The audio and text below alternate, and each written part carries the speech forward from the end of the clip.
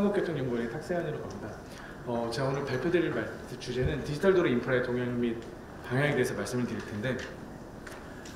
저희가 죄송합니다. 양쪽을 버튼을 눌러가지고 말씀을 드리겠습니다. 사실 저희가 이제 ITS 지능교통 시스템을 지속적으로 운영을 하고 있었는데, 올 한 해 들어서는 사실 디지털이라는 말이 훨씬 더 많이 쓰였던 저에게는 한 해였던 것 같습니다. 그 이유 중에 하나가, 예전엔 저희가 이제 지능교통 시스템을 도로의 효율 및 그 안전을 향상시키기 위한 목적으로 사용을 하겠다고 한다면, 사실 금년도 들어서는 도로 자체의 패러다임을 약간 좀 디지털 쪽으로 전환하려는 움직임들이 많이 존재를 하고 있었습니다. 그래서 이제 예를 들어서 말씀을 드리면, 단순히 저희가 이제 지능교통 시스템을 설치해서 저희가 ITS 정보를 제공하는 것뿐만 아니라, 저희가 도로라고 하는 거를 처음 계획하는 것부터 건설하고 운영하고 관리하는 전체 프로세스 자체를 우리가 디지털로 전환하고자 하는 움직임, 그런 노력들이 올해 한 해 좀 많이 이루어졌었고요. 오늘 발표드릴 주제는 그러한 과정 속에서 저희가 조사한 국내외 동향이라든지 그리고 전체적인 방향에 대해서 말씀을 드릴 것 같습니다. 일단 이제 디지털 전환이란, 그렇기 때문에 사실 저희가 디지털 전환의 의미를 꼭 지능형 교통 시스템으로 한정시키지는 않았었고요. 도로 자체에서 우리가 왜 디지털이라는 게 필요한 것인가에 대한 논의를 좀 더 집중적으로 다뤘었습니다. 사실 저희가 도로 쪽에서 지금 진행을 하려고 하고 있기는 하지만, 사실 디지털 전환이라는 부분은 저희보다는 비즈니스 계열 쪽이나 산업계에서 훨씬 더 빠르게 진행됐던 측면이 있었었고요. 그렇다면 저희가 이러한 디지털 전환 이런 것들이 왜 이루어지려고 하는 것인가에 대한 부분을 좀 제너럴한 입장에서 한번 바라보려고 했었습니다. 사실 뭐 여러 가지 측면들이 존재하고 있긴 하겠지만, 가장 디지털 전환의 가장 큰 목적 중에 하나는 사실은 물리적 시스템, 물리적 도로 인프라가 가지고 있는 좀 혁신의 속도라든지 갱신의 속도를 좀 더 빠르게 가지고 가자 싶은, 그래서 혁신 속도가 빨라지고 민첩성이 향상된다는 측면들이 사실은 디지털 전환에 있어서 가장 큰 특징 중에 하나라고 말씀드릴 수 있을 것 같습니다. 앞서 교수님께서 되게 자율주행에 대해서 되게 말씀을 잘 해주셔서 추가로 선물을 드리면, 사실 저희가 디지털 전환과 도로의 디지털 전환, 그리고 도로 인프라의 디지털 전환과 굉장히 유사한 컨셉이 어디 있을까를 굉장히 고민을 많이 했었었고요. 그 중에 대표적인 사례로 자동차의 사례를 아마 말씀드릴 수 있을 것 같습니다. 사실 저희가 이제 그 자동차의 예전 시대를 생각하게 되면, 저희가 운전을 하거나 할 때 굉장히 뭐 저희 스티어링을 조절하는 것도 굉장히 힘들었었어요. 왜냐면 그때 이제 다 와이어를 기반으로 했기 때문에 되게 힘들게 했었었고, 차량을 움직이는 과정에서만 저희가 했었었는데, 그러한 약간 좀 기계공학 중심의 자동차를 약간 좀 하드웨어 드리븐이라고 하는 저희가 정의를 내렸었었고요. 그 다음에 차량이 진행된 부분이, 그러다가 진행된 게 이제 최근 자율주행 이전 시대부터 사실은 차량 내부에서 통신을 위해서 굉장히 많은 장비들이 들어오게 됐었습니다. 그래서 그러한 상호 간의 연계라든지 공유가 자동차에서 이루어지고 있었고, 그러한 부분이 더 나아가게 돼서 지금 현재 이제 자율주행 차라고 불리는 자동화라는 컨셉들이 자동차 분야에서도 이루어지고 있었습니다. 이러한 유사한 컨셉이 도로에서도 진행이 되어진다고 생각을 하고 있습니다. 그래서 예를 들면, 기존에 저희가 도로 인프라를 설계하는 거를 방식을 보게 되면, 어떤 지역에 문제가 있다, 혹은 어디에 추가적인 도로의 건설이 필요하다 그러면 도로를 설치를 하고 표지판을 개선하는 물리적인 행위를 중심으로 저희가 도로를 바라보는 관점을 가지고 있었습니다. 근데 이제 몇 가지 문제점이 생기게 되는데, 첫 번째는 이제 기후 변화에 대한 문제점이 발생을 했었습니다. 그래서 예를 들면 더 이상 우리가 물리적인 도로를 그러니까 증가시키는 것이 우리가 기후변화 측면에서의 좀 제한점이 존재를 하고 있었고, 특히 미국을 중심으로 해서는 더 이상 신규 건설을 하지 않겠다라는 그런 상황 같은 것이 나오기도 했었습니다. 반대로 이제 더 나아가서 이제 우리가 가지고 있는 당면상에 대해서 말씀을 드리면, 기존의 이러한 하드웨어를 중심으로 확장하던 방식은 사실 기존의 도로 효율을 향상시키기에 좀 이렇게 브레이크 포인트를 가지고 있습니다. 왜냐하면 최근에 통계 수치를 보게 된다고 하게 되면, 노약자나 고령자 사고가 더 이상 줄지 않고 있다라든지, 고속도로를 중심으로 봤을 때 정체가 조금씩 늘고 있다라든지 그런 것 같이, 더 이상 하드웨어를 기반으로 한 도로의 증설, 확대가 사실 우리 생활 쪽에 영역에 있어서 편의와 안전 측면에 있을 때 그 효과가 좀 제한적이라는 부분이 있었고, 이러한 부분을 좀 타개하기 위해서 디지털 도로 인프라라는 것을 도입하려고 저희가 필요성을 느끼게 되었습니다. 그래서 사실 앞에 차량에서 말씀드렸던 것과 유사한 컨셉으로 기존의 물리 도로를 우리가 연계화라고 하는 부분, 예를 들면 앞서 교수님께서 말씀드렸던 것 중에 VTX 통신이라든지 혹은 V2N 통신 같은 다양한 통신 기법을 통해서 저희가 상호 간에 차량과 차량 간, 혹은 차량과 인프라 간, 사람과 사람 모두가 좀 연계화되는 컨셉이 첫 번째로 나타날 거라고 생각을 했고요. 그 다음에 이런 연계화를 기반으로 해서 도로 인프라에서도 완벽한 자동화를 이룬 컨셉으로 디지털 도로 인프라가 좀 증장이 될 것이라고 보고 있고, 그런 측면에서 봤을 때 그런 거를 통해서 저희가 하드웨어라고 하게 되는 기존의 물리적인 도로 인프라의 한계를 좀 개선할 수 있을 거라고 생각했습니다. 컨셉적으로 말씀을 드리면 사실 저희가 그런 거를 좀 통칭하는 개념으로 이제 디지털 도로라고도 부를 수 있을 것 같은데, 기존에는 사실은 이 물리적 도로 인프라 안에 ITS가 조그마한 우리가 모듈이나 아니면 하나의 기능으로 저희가 차지하는 느낌을 가지고 있었다고 한다면, 디지털 도로 인프라 시대가 된다고 한다면 물리적 도로 인프라와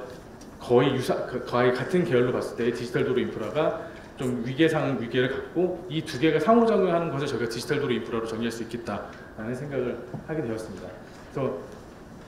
이렇게 이제 저희가 디지털 도로에 대한 개념을 했었고,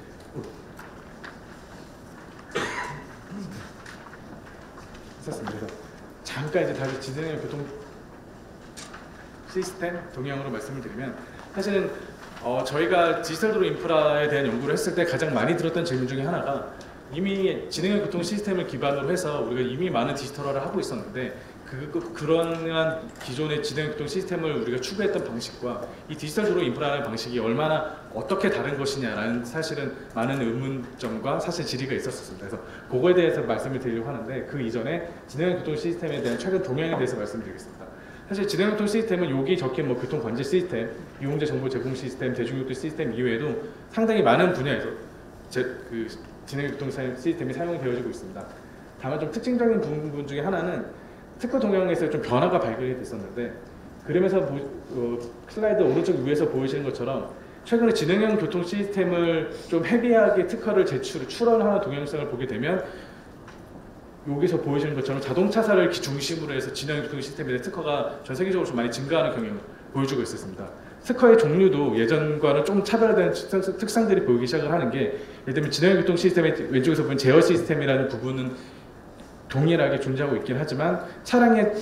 자동적으로 차량의 속도를 제어하려고 한다든지 그것을 지원하기 위한 무선 통신에 대한 부분이 사실은 특허에서 굉장히 많은 부분에서 드러나게 됐었고요. 이러한 많은 특허들이 사실은 오른쪽 위에 그래프에서 보신 것처럼 자동차 회사를 중심으로 굉장히 특허가 많이 발생하는 현상을 보여주고 있었습니다. 그래서 예전과는 다르게 ITS 혹은 디지털 도로 인프라 전체에 대한 좀 시장이 좀 더 확장이 되어지고 있고, 그게 중소기업도 존재하고 있긴 하지만 대기업 쪽에서도 많은 관심을 갖고 있는 부분으로 특허가 좀 바뀌고 있다는 것들을 살펴볼 수 있는 게 최근 지능형 교통 시스템의 특허 동향이라고 말씀드릴 수 있을 것 같습니다. 사실 이런 특허 동향이라든지 이런 걸 보게 된다고 하게 되면 몇 가지 특성들을 가지고 있는데, 그 특허나 아니면 기존의 이제 현재 지능형 교통 시스템의 연구 동향의 가장 핵심 중에 하나는 사실 굉장히 방대하게 얻어지는 데이터를 어떻게 관리할 것인가가 핵심 키워드 중에 하나로 차지를 하고 있습니다. 그 이유 중에 하나가 그래서 보신 것처럼 이제 저희가 데이터를 갖게 되면 방대한 데이터를 가지고 오게 되면 이런 건 한 5가지 정도의 저희가 이익을 볼 수 있을 거라고 생각하는데, 맨 위에 보이는 정확한 탐지 예측은 물론이고 높은 유동성과 탄소 배출 저감이라는 측면이 사실은 데이터 관리를 통해서 좀 이익이 발생하실 거라고 예상을 하고 있습니다. 사실은 이익보다 좀 관심을 두고 봐야 될 부분은 이 왼쪽 그림에서의 엔드 유저와 데이터의 소스라고 할 수 있을 것 같습니다. 그래서 보이신 것처럼 사실 현재 지능형 교통 시스템은 굉장히 많은 유저와 굉장히 다양한 데이터의 소스를 가지고 있습니다. 그래서 사실은 앞으로는 더 이게 더 가속화될 거라고 생각을 하고 있긴 하지만, 이러한 다양한 데이터들을 우리가 어떻게 효율적으로 다룰 것인가에 대한 이슈가 앞으로의 지능형 교통 시스템에서 혹은 디지털 도로 인프라에서 발생할 것이라고 예상을 하고 있었고,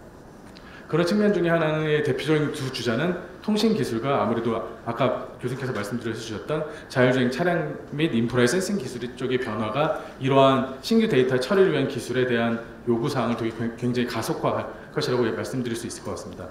특히 이제 자율주행 차량을 저희가 실제 R&D를 한다고 실제 운영을 하다 보면 굉장히 데이터의 양 자체가 기존과는 많이 다르다는 걸 알 수 있는데, 실제 저희가 자율주행차를 운영을 했을 때 한 10분당 20기가에서 30기가 정도의 데이터를 저희가 뽑아내고 있고 흘러가게 됩니다. 사실은 그 정도의 많은 데이터량을 우리가 어떻게 다룰 것인가에 대한 부분이 사실은 ITS에서 좀 고민에 대한 측면이 되고, 그런 부분이 이제 그 데이터 처리를 위한 기술이 앞으로 좀 각광받을 거라고 생각하고 있고요. 통신 기술 쪽에서 봤을 때에도 저희가 현재 V2X 기술뿐만 아니라 그 뒤에서도 V2N 기술까지 다양한 통신 기술을 통해서 저희가 어떤 굉장히 많고 다양한 데이터들이 수집이 되어지고 있습니다. 다만 이런 데이터들이 사실 일정한 구조화된 데이터의 형식을 띠고 있지 않고 비구조화된 데이터를 가지고 있기 때문에 이런 굉장히 방대하고 비구조화된 데이터를 처리할 수 있는 기술이 필요한 시점이라고 말씀드릴 수 있을 것 같습니다. 그래서 사실은 그 결론적으로 봤을 때는 인공지능, 빅데이터, 클라우드라는 부분들이 굉장히 당연하게 느껴질 수 있는데 사실은 인공지능, 빅데이터, 클라우드 자체가 필요하다는 게 지금 현재 시점에서의 중요한 측면이라기보다는 인공지능, 빅데이터, 클라우드가 가지고 있는 질적 수준 자체가 높아지는 부분이 사실 이 변화에서의 가장 핵심적인 부분이라고 할 수 있을 것 같습니다. 가장 큰 예시로 저희가 클라우드를 말씀드리면 사실 지능교통 시스템뿐만 아니라 국가 전반적으로 클라우드에 대한 얘기는 굉장히 많이 하고 굉장히 많이 쓰려고 했었어요. 근데 문제는 뭐냐면 클라우드답게 사용하지 못하는 사례들이 굉장히 많았다. 예를 들면 클라우드 같은 경우에는 얘는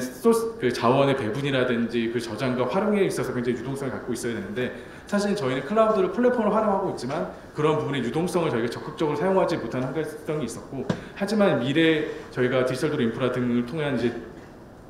보게 된다고 하게 되면 이 클라우드가 좀 더 자신 본연의 기능을 수행하는 쪽으로 바뀔 것이라고 예측을 하고 있습니다. 그래서 이런 인공지능 빅데이터 클라우드가 가지고 있는 그 목표치는 결국에는 통찰력과 효율적 제어 그리고 정확하고 빠른 정보의 제공이 핵심적인 역할을 수행할 것이라고 생각을 하고 있습니다. 그래서 조금 더 이제 저희가 이 부분에 대해서 인공지능 빅데이터 클라우드 컴퓨팅이 어떤 영향을 갖게 될 것인가에 대해서 말씀을 드리면 인공지능 측면에서 보았을 때는 사실 기존에 저희가 인공지능을 활용한 사례를 보게 되면 어떤 단일 목적으로 인공지능을 활용하는 경우가 굉장히 많았었습니다. 예를 들면 어떠한 카메라 데이터를 기반으로 일단 특수한 위험사항을 디텍션한다든지 혹은 날씨를 디텍션한다는 등 같은 단일 목적을 가지고 있었었는데 사실 최근에 이제 지능교통 시스템뿐만 아니라 전체 인더스트리의 동향을 보게 되면 다양한 데이터를 기반으로 데이터를 수집하고 이거를 다양한 목적으로 제공하는 측면으로 인공지능이 좀 강화가 되는 측면을 가지고 있습니다. 특히 이제 최근에 발표됐던 그 거대 인공지능에서도 저희가 크로스 모델리티 혹은 멀티 모달리티가 강조되는 측면들이 사실은 이런 인공지능의 추세를 저희가 대변한다고 말씀을 드릴 수 있게 됐고 대변하고 있다고 말씀드릴 수 있을 것 같고요. 그와 동시에 이제 지능교통 시스템 분야에서도 이런 인공지능이 기존의 그냥 단일 목적의 서비스 기술, 그러니까 데이터 생성이라기보다는 다종의 데이터를 기반으로 다양한 목적을 하게 되는 그런 크로스 모델리티를 기반으로 인공지능이 사실 각광을 받을 거라고 생각을 하고 있습니다. 빅데이터 측면에서 보았을 때는 사실은 이 베타바이트라고 하는 그 엄청난 데이터 양의 문제도 있기는 하지만 최근에 이제 빅데이터 측면에서 가지고 있는 큰 특징 중에 하나는 사실 데이터가 너무 방대하고 다양하다는 측면이 존재를 하고 있었습니다. 이 측면이 부담이 되는 이유는 관리자적인 측면들이 존재를 하고 있었는데 관리자가 이 모든 데이터를 다루기에는 좀 한계를 가지고 있고 이런 방대한 데이터를 좀 효과적으로 다루기 위한 뭐 데이터 패브릭이라든지 다양한 그런 기법들이 좀 대두되고 있고 활용되고자 하는 측면들이 있는 게 빅데이터 쪽이라고 말씀드릴 수 있을 것 같습니다. 그래서 그와 동시에 클라우드 컴퓨팅 같은 경우에는 역시나 이제 유동적인 문제라든지 어떤 과부하로 인한 문제를 해결하려고 하는데 특히 클라우드 컴퓨팅이 필요하다고 느낀 이유 중에 하나가 이 빅데이터 자율주행차에 의한 빅데이터가 굉장히 큰 연관성을 가지고 있습니다. 예전에는 저희가 지능교통 시스템을 설계를 할 때 데이터의 변화의 폭이 그렇게 크지 않았습니다. 왜냐하면 저희가 인프라 설치하고 카메라 설치하면 카메라 몇 개당 우리가 얼마만큼의 데이터 용량을 가지고 올 거다. 그게 서버로 오게 되면 시간당 얼마만큼의 데이터가 쌓일 거다라는 예측을 하고 있었는데 사실 자율주행차가 되면 이 폭이 굉장히 커지게 됩니다. 차량이 숫자가 적을 때는 10분에 한 1기가에서 5기가 정도의 작은 데이터를 쏟다가 차량 숫자가 많아지면 한 대가 10분에 한 20기가, 30기가까지도 차량에서 수집된 데이터 용량이 급변하게 되는데 사실 이게 그 동시에 발생을 하게 되면 사실은 관제 센터라든지 센터 측면에서 엮여지는 그 컴퓨팅 부하가 갑자기 증가하게 되고 그럴 경우에 뭐 센터가 고장난다든지 혹은 작동이 불능 상태에 빠지게 되는 혹은 데이터의 손실이 일어나는 등과 같은 상황이 발생을 하게 됩니다. 그래서 이런 자율주행차처럼 그런 다양한 많은 데이터뿐만 아니라 데이터의 변동성이 큰 거를 다룰 때는 사실은 그런 클라우드 컴퓨팅의 목적을 적극적으로 다뤄야 된다라는 특성들이 최근에 나타나는 특징이라고 말씀을 드릴 수 있을 것 같습니다. 그래서 자율주행차가 되면서 대용량 그리고 미시 데이터 큰 변동성이 생기게 됐고 이에 따라서 사실 빠른 처리 속도, 처리 용량의 유동성, 데이터의 손실이 최소화라는 부분이 발생하게 됐는데 이런 부분들을 사실 저희가 말로 기존에 좀 많이 처리를 했다고 판단이 된다면 이제는 실제적으로 이 변화의 폭이 훨씬 더 커지게 됐기 때문에 이러한 목표치를 달성하지 못하게 된다고 하게 되면 사실 실제적으로 기능에 문제가 생기는 상황이 미래에는 자율주행차 등을 통해서 발생하지 않을까라고 예상을 하고 있습니다. 그래서 세부적으로 봤을 때는 인공지능, 빅데이터 처리, 클라우드 컴퓨팅 분야에서 봤을 때 인공지능 측면에서도 저희가 복잡한 데이터를 다루는 특징 그리고 빅데이터 측면에서 봤을 때는 비구조화 그리고 데이터를 자동으로 이동을 시킬 수 있는 파이프라인 설계 그리고 클라우드 컴퓨팅 같은 경우는 그런 유동성에 대한 부분들이 크게 큰 싱글 데이터의 처리 특징이라고 말씀드릴 수 있을 것 같습니다. 이게 서두에서 말씀드렸던 거를 이제 다시 한번 보여드리는 건데요. 사실 저희가 디지털 도로 인프라라는 부분을 저희가 기획을 하고 저기 연구를 할 때 사실은 기존의 ITS와 디지털 컨셉과의 차이점에 대해서 굉장히 많은 얘기가 있었습니다. 그래서 내부적으로 저희가 고민을 하고 연구를 할 때에는 그러니까 저희가 지금 도로 인프라의 패러다임 전환으로 인해서 저희가 디지털이라는 말을 쓰고 있긴 하지만 이미 우리는 ITS를 기반으로 해서 이런 디지털에 대한 부분을 많이 다루고 있었다는 거라서 큰 틀을 진행하는 게 좋을 거라고 생각을 하고 있었고요. 그런 측면에서 보았을 때 디지털에 대한 버전이 좀 달라지는 게 우리 그러니까 디지털의 버전이 달라지는 게 우리가 ITS가 발전하는 거랑 유사한 성격을 띠고 있다라는 걸로 정의를 하면 좋을 것 같다고 생각을 하고 있었습니다. 다만 이제 그 큰 특징에 대해서 말씀을 드리면 저희가 현재까지의 약간의 ITS 4단계 정도로 정의를 낼 수가 있을 것 같은데 이때까지는 저희가 어떠한 그 서비스 고도화 및 그 CITS를 도입하는 단계라고 말씀을 드릴 수 있을 것 같습니다. 현재 여기를 중심으로 봤을 때 정보 제공 방법은 전국에 대한 단방향 정보를 제공하고 있고 사실은 운영과 뭐 민간 연계 정도로 저희가 지원하고 있습니다. 예를 들면 교통 정보를 연계한다라든지 그리고 그거를 내비게이션과 연결하는 데 정보의 목적을 가지고 있고 사실 그리고 서비스 저희가 지능교통 시스템을 기반으로 한 디지털의 정보와 실제 서비스를 연결하는 정도 그리고 어플리케이션 같은 경우에는 공공을 주도로 해서 저희가 어플리케이션을 정의하고 제공하는 형식을 띠고 있었습니다. 또한 주요 설치 지역으로는 저희가 주요한 도로라고 생각이 되는 고속도로라든지 일반 차량에 대한 부분에 대한 중심으로 저희가 ITS를 그동안 진행해온 흐름이 있었다고 한다면 추후에 이제 2025년 이후에 이제 디지털 2.0 그리고 추후에 디지털 도로 인프라 같은 경우에는 조금 더 광범위하고 조금 더 다양한 수단을 다루는 형식으로 진행될 거라고 예상을 하고 있습니다. 그래서 좀 더 가장 큰 특징 중에 하나는 저희가 초연결성이라고 해서 굉장히 다양한 통신 방법을 다루게 되는데 특히나 기존에는 이제 단방향 정보를 중심으로 해서 저희가 다루고 있다고 하게 된다면 이제는 뭐 양방향 정보를 기반으로 한 서비스가 제한이 된다라든지 혹은 다수단의 다기종에 대한 유한 서비스가 제공되는 측면 특히나 이제 어플리케이션 측면에서 봤을 때는 기존의 공공을 주도로 한 어플리케이션의 정의, 제공, 설치가 아니라 공공과 민간이 좀 협동하는 형식으로의 어플리케이션의 개발이 이루어지지 않을까라는 생각을 하고 있습니다. 사실 이러한 그러니까 공공과 민간에 대한 협동에 대한 비즈니스 모델은 꼭 ITS뿐만이 아니라 그 모빌리티 서비스 쪽, 특히 마스 쪽에서도 굉장히 적극적으로 이루어지고 있는 형식이라고 말씀을 드릴 수 있을 것 같습니다. 그래서 예전에는 저희가 그 모빌리티도 그렇고 ITS 세계도 그렇고 저희가 공공에서 발주를 하고 그 발주하는 그 내용에 맞춰 저희가 설계를 하고 구축을 하는 형태를 띠게 됐다고 한다면 사실 앞으로 대해서는 민간에서 어떤 어플리케이션을 스스로 제안을 하고 그걸 구축할 수 있게끔 그런 형식으로의 이제 어플리케이션 구성에 대한 정의와 적용이 달라질 거라고 예상을 하고 있습니다. 사실 이걸 위해서는 저희가 플랫폼의 변화가 많이 필요하게 되는데 그런 부분은 저희가 PPT 뒤에 있는 내용에서 다시 한번 더 말씀을 드리겠습니다. 또 하나의 특징 중에 하나는 사실 클라우드의 특징 중에 하나인데 저희가 예전에는 뭐 지자체를 중심으로 일반 중요한 도로를 중심으로 해서 고속도로나 국도를 중심으로 저희가 ITS를 했다고 하게 된다면 클라우드를 기반으로 접목을 해서 진행교통 시스템이 됐을 경우에는 사실은 적재적소에 필요한 모든 곳에 사실은 농어촌 도로도 포함을 해서 적재적소에 진행교통 시스템을 핀포인트로 저희가 접근할 수 있지 않을까라고 생각으로 디지털 2.0 혹은 그 이후에 디지털 도로 인프라가 가져야 될 세계를 바라보면 좋을 것 같다고 생각을 했습니다. 사실 여기에서 저희가 핵심 키워드 중에 하나는 이 농어촌 도로 확장이라는 측면들을 존재하고 있는데 사실은 저희가 이렇게 많은 서비스를 진행하려고 했을 때 단점 중에 하나는 굉장히 고도화된 서비스이기 때문에 이 고도화된 서비스를 제공하기 위해서는 굉장히 많은 비용이 필요하다는 측면 그거를 조금 더 나아가서 말씀을 드리면 많은 비용을 우리가 효과적으로 다루기 위해서는 이런 인프라가 실제로 필요한 적재적소에 필요 인프라를 설치해야 된다는 측면이 발생을 하고 있습니다. 그러한 측면에서 나타나는 두 개의 사례 연구들이 사실은 도로의 분류체계 혹은 도로의 등급화라고 말씀을 드릴 수 있을 것 같습니다. 그래서 얘네들이 가지고 있는 그러니까 전반적으로 디지털 도로의 분류체계 혹은 등급화가 가지고 있는 가장 큰 방향성 중에 하나는 전체 도로에 일괄적으로 똑같은 인프라를 설치하지는 못한다. 그렇게 되면 좀 더 위험한 구간 혹은 좀 더 필요한 구간에 우리가 집중적으로 디지털 도로 인프라 혹은 지능형 교통 시스템을 설치를 해야 될 것이고, 그러한 부분을 우리가 어떻게 분류하고 어떻게 기능적인 할 것인가에 대한 부분이 디지털 도로 분류 체계 혹은 등급화에서 핵심적인 부분이라고 말씀드릴 수 있을 것 같습니다. 그래서 굉장히 세계 도로 협회를 세계 도로 협회도 그렇고 미국에서도 그렇고 유럽에서도 그렇고 이러한 등급화 진행을 많이 하고 있고요. 그거에 대한 컨셉에 대해서 간단히 말씀을 드리면, 사실은 세계 도로 협회에서 제가 알고는 에로, SAD, 로사드 같은 경우에는 자율주행차를 기준으로 해서 우리가 어떤 구간에 어떻게 디지털 도로 인프라를 설치해야 되는 부분에 대한 정의를 내리고 있습니다. 그래서 예를 들면 자동차 미지원 도로 구간, 자동화 미지원 도로 구간에서부터 해서 SA 레벨의 4나 5 정도까지 지원할 수 있는 구간을 설치를 하고, 이렇게 도로에 대한 분류 체계를 만든 이후에 실제 자율주행차의 안전한 주행을 위한 어떤 정도의 서비스가 필요한지에 대한 논의도 함께 진행이 되어지고 있습니다. 비슷한 유격의 사례라 이제 아이사이드라는 방식이 있는데, 아이사이드 또한 기존의 도로를 어떠한 그 도로에서 제공하고 있는 디지털 도로 인프라의 성능에 따라서,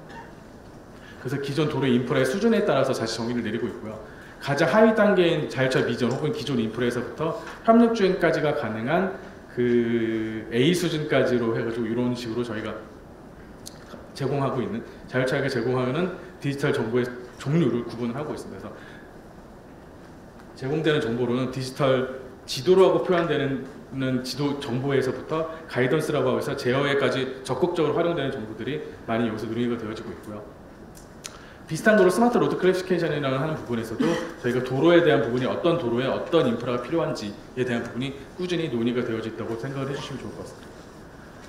그렇게 해서 이제 저희가 굉장히 고도화된 지능형 교통 시스템 혹은 디지털 도로 인프라를 설치하기 위해서 등급화를 하고 분류를 하고 있다고 생각을 해주시면 좋을 것 같고요. 조금 더 사례적으로 봤을 때 디지털 도로 인프라가 자율주행 혹은 일반적인 휴먼 드라이버를 위해서 왜 필요한지에 대한 부분을 조금 더 케이스를 통해서 말씀을 드리겠습니다. 사실은 디지털 도로 인프라가 굉장히 많은 돈이 필요하기 때문에 발생한 문제라고 생각을 하셔도 좋을 것 같은데요. 차량이 실제로 출발지에서 목적지까지 움직인다고 했을 때 이 모든 구간의 소식을 빠짐없이 디지털 도로 인프라 혹은 지능형 교통 시스템을 설치를 하게 된다고 한다면 굉장히 안전하게 그리고 편안하게 갈 수도 있을 거라고 생각을 하고 있습니다. 다만 그런 부분이 사실 저희가 비용적인 것을 수반을 하기 때문에 어떤 도로에 어떤 인프라를 설치해야 되는가가 저희가 항상 고민하는 부분 중에 하나일 거라고 생각을 할 수 있고요. 그런 측면에서 봤을 때 자율주행차가 좀 적당한 예시로서 설명이 되어질 수 있을 것 같습니다. 자율주행차는 흔히 저희가 이미 많이들 아시겠지만 운행설계 영역이라고 해서 그 자율주행차가 안전하게 주행을 할 수 있는 도로의 스페시픽한 조건을 명시하게 되어져 있습니다.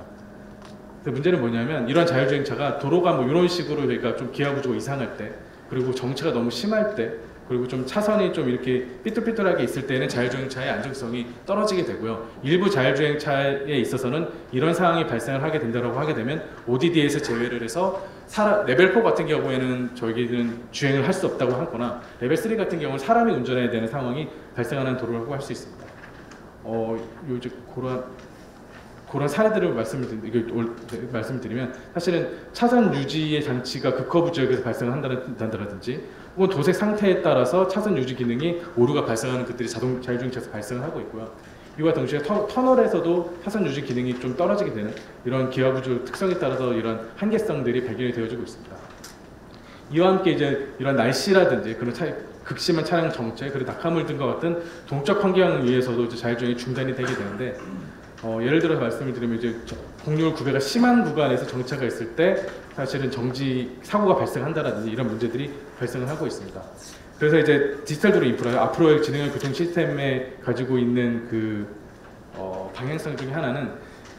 이렇게 원래 자율주행차 혹은 안전한 도로에 대한 부분은 저희가 스스로 운전을 하게 두고, 이렇게 자율주행차 혹은 사람들이 한계성을 가지고 있는 도로 구간에 대해서 디지털 도로 인프라를 통해 지원한 다음에, 그래서 출발지부터 도착지까지 끊임없이 안전하고 편안한 서비스를 제공하는 것이 디지털 도로 인프라 혹은 그 나아가서 미래의 지능형 교통 시스템을 위해서 필요한 부분이라고 생각을 하고 있습니다. 그래서 자율주행 모빌리티 서비스의 연속성을 확보하다든지, 그리고 이동 및 안전성의 꾸준함을 확보하는 것, 즉 예전과 같이 저희가 쭉 설치를 하는 것이 아니라 핀포인트로 저희가 필요한 적재적소에 설치를 하는 것이 디지털 도로 인프라의 필요성이라고 말씀드릴 수 있을 것 같습니다. 그래서 예를 들어서 말씀을 드리면 사실 무리도로라는 부분들이 사실은 가장 상태가 가장 높은 수준을 가지고 있는 고속도로와 같은 1등급에서부터 저희가 시골길이라고 표현할 수 있는 5등급까지 되게 굉장히 다양한 물리도로 인프라가 있을 것이고요. 그거에 따라서 각각의 등급별로 필요한 디지털 도로 인프라의 타입이 있을 거라고 하고 있습니다. 그래서 예를 들면 뭐 국도에서 우리가 교차로 같은 경우에는 저희가 굉장히 좋은 디지털 도로 인프라를 설치를 하고 그걸 통해서 저희가 최종적으로 수준 높은 디지털 도로에 대한 거를 마련하는 것이 디지털 도로 등급의 적용 예시라고 말씀을 드릴 수 있을 것 같습니다. 그렇게 보게 된다고 하게 된다면 기존의 인프라와 디지털 도로 인프라의 큰 차이점은 그림표에서 보신 것처럼 크게 두 가지로 정의가 될 수 있을 것 같습니다. 그래서 기존의 인프라 같은 경우에는 저희가 지능교통 시스템에서도 많이 하긴 했었지만 그럼에도 불구하고 아직은 유인에 의해서 사람에 의해서 운영되고 프로세스가 진행되는 부분이 많이 존재를 하고 있었었고요. 기획 및 설계 구축 과정에 있어서는 공급자 중심으로 서비스가 도입되는 경향이 아직 많이 보여지고 있습니다. 특히 이제 변화적인 측면에서 봤을 때에도 저희가 지금 뭐 국가 사업의 특성상 그럴 수밖에 없긴 하겠지만 어떠한 목표치를 예를 들면 올해 안에 시스템 구축을 다 하겠다는 걸로 목표를 하고 계획을 한 다음에 1년 동안 쭉 진행을 하게 되면 그게 완료된 이후에는 사실은 그게 좀 더 디벨롭되거나 좀 더 개선이 되는 사례가 발생되지 않고 있었습니다. 그래서 이런 것들의 단점을 사실 디지털 도로 인프라에서 핵심 키워드로 해결을 하려고 하고 있고요. 가장 핵심적인 키워드 중에 하나는 아마도 지속적인 혁신일 것 같습니다. 예를 들면 저희가 예전에는 어떤 뭐 그 사고 예방 시스템을 설치를 하고 그걸 지속적으로 그게 잘 이루어지는지 아닌지 관리만 하고 있다고 한다면 이제는 이 성능을 꾸준히 디지털 인프라를 통해서 그리고 소프트웨어의 개발을 통해서 꾸준히 업그레이드하는 지속적인 혁신이라는 부분이 디지털 인프라에서는 핵심적인 키워드로 작용할 것이라고 생각을 하고 있고요. 그와 동시에 굉장히 서비스에 대한 개발과 혁신이 이로 인해서 굉장히 용이한 구조로 가지 않을까라고 생각을 하고 있습니다. 물론 이 두 개의 기본 바탕에는 연계와 통합화와 자동화라는 컨셉이 주요 핵심 키워드로 자리 잡고 있다라고 말씀드릴 수 있을 것 같습니다. 그래서 간단하게 이제 기존의 현재 저희가 가지고 있는 디지털 수준과 그리고 이제 앞으로 우리가 가야 될 방향성에 대한 거를 간단하게 정리한 표로 말씀드릴 수 있을 것 같습니다. 저희가 흔히 자동차뿐만 아니라 저희가 기능적인 부분을 정리를 할 때 저희가 인지와 판단과 제어라는 부분으로 많이 저희가 바라보고 있습니다. 그래서 사실 저희가 이용자 부분 그리고 운영자 부분, 비즈니스 부분을 측면에서 봤을 때 이용자 부분에 대해서는 저희가 도로 위험 정보라든지 이런 부분을 자동으로 수집하는 부분이 있기 때문에 인지에 대한 부분은 어느 정도는 자동화하고 있다라고 생각할 수 있을 것 같습니다. 모니터링에 대한 부분도 사실은 위험 상황이 발생이 되면 메시지를 준다든지 경고 메시지를 통해서 어느 정도 자동화가 하고 있긴 하지만 사실은 아직까지는 저희가 판단과 제어에 대한 부분이 완전히 자동화되어 있다라고는 말씀드릴 수 없을 것 같습니다. 그래서 예를 들어서 말씀을 드리면 위험 정보가 들어왔을 때 그거를 어떻게 제어할 것인지 속도를 자동으로 제어할 것인가 혹은 차선에 대한 부분을 자동으로 제어할 것인가에 대한 부분이 아직까지 이루어지지 않고 있지 않은데 이런 부분, 지금 X76쪽으로 친 이런 영역들이 사실은 디지털 도로 인프라가 적용이 되었을 때는 조금 더 확장되고 좀 더 각광받고 있지 않을 거라고 있을 거라고 말씀드릴 수 있을 것 같습니다. 대표적인 예시가 앞에 특허에서도 보여지게 되는데 이 제어에 있어서 부분에서 이제 앞에 그 자동차 회사의 특허의 경향성을 말씀드리게 되면 거기에서 본 자동 속도 제어라는 부분들이 사실은 차량 업체에서 많은 특허를 내고 있는 분야라고 말씀드릴 수 있을 것 같습니다. 즉 기존의 인지 중심의 저희가 자동화에서 특히 차량에 대한 부분을 포함한 그런 다양한 제어에 대한 자동화들이 특허적인 측면에서도 두드러지고 있고 이런 부분들이 디지털 인프라, 도로 인프라가 되게 된다면 이런 기능증이 좀 더 강화되고 기능적으로 좀 더 필요로 하게 될 거라고 생각을 하고 있습니다.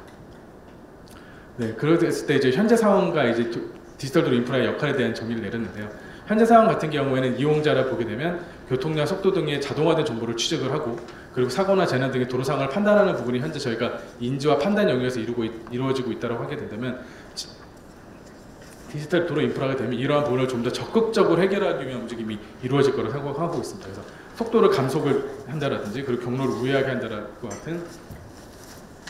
상황별로 최적화된 대응 방안을 마련하는 것까지가 제어에 들어갈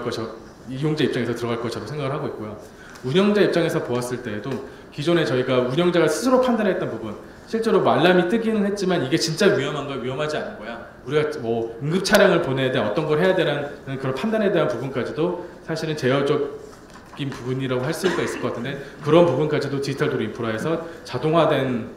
영역으로 생성이 됐고 기능을 수행할 것이라고 생각을 하고 있습니다. 그래서 특히나 이로 인해서 좀 상황에 대한 빠른 인지가 가능하고 그리고 신뢰성 높은 판단 및 신속한 대응이 가능할 것이라고 생각을 하고 있습니다. 마지막으로 민간 지원 측면에서 보게 되게 되면 사실 기존보다 조금 더 민첩하고 좀 혁신의 속도를 향상시키기 위해서는 좀 개방형 생태계가 굉장히 중심적인 역할을 수행하게 될 것이라고 생각을 하고 있고 그거를 위해서는 사실은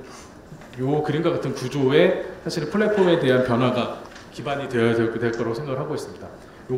마지막으로 이거에 대해서 잠깐 말씀을 드리면 사실 현재 도로 인프라 혹은 지도형 교통 시스템을 보게 되면 각각의 시스템별로 각각의 필요 시설물을 설치를 하고 각각의 노변 장치를 설치를 하고 센터 설비를 구축하고 도로를 개선하고 운영 플랫폼을 설계하게 하는 형식으로 각각의 레이어를 중심으로 저희가 현재 지도형 교통 시스템 혹은 현재 도로 인프라는 운영을 하고 있었습니다. 다만 이렇게 하게 되면 사실은 발주와 관리에는 굉장히 유리한 측면을 가지고 있습니다. 예를 들면 스마트 교차로 사업이다라고 해야 되면 요 딱 떨어진 요 레이어 하나에 대한 기능 설계를 하고 그리고 발주를 하고 구축을 하게 되는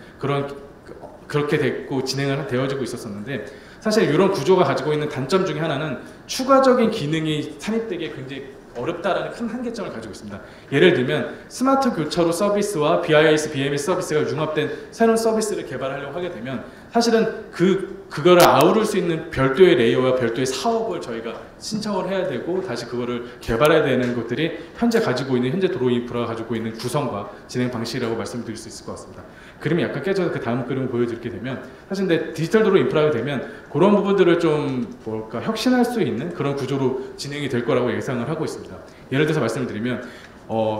사업별로 저희가 데이터 플랫폼이라든지 소프트웨어 플랫폼, 그리고 컴퓨팅 플랫폼을 구축을 하고 운영을 하는 것이 아니라 각각의 디바이스, 인프라 디바이스 혹은 차량 디바이스가 어디에도 붙을 수 있는 컴퓨팅 플랫폼에 대한 부분으로 1차 설계를 하게 되고 그리고 1차 컴퓨팅 플랫폼이 되게 되면 이게 소프트웨어 플랫폼 안에서 어디든지 연결이 되고 그게 다시 데이터 플랫폼으로 뭉치어지게 되는 그런 약간 이런 좀 통합화된 서비스의 구성 체계가 아키텍처가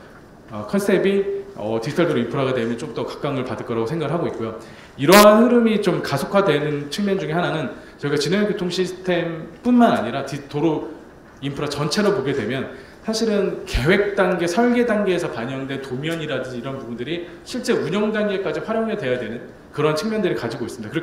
그런 시대를 살려갈 그런 기능을 구현하기 위해서는 이런 데이터 플랫폼이라는 데 함께 묶이고 그 통합되는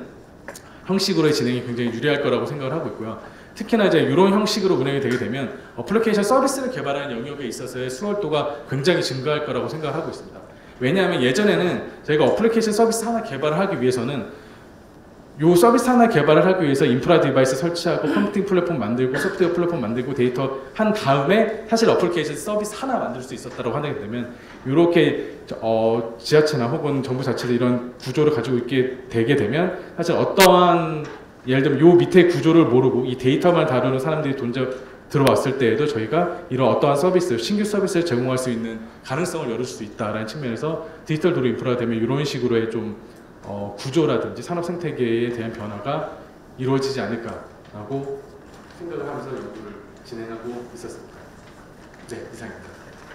네, 탁세현 연구위원님 감사합니다.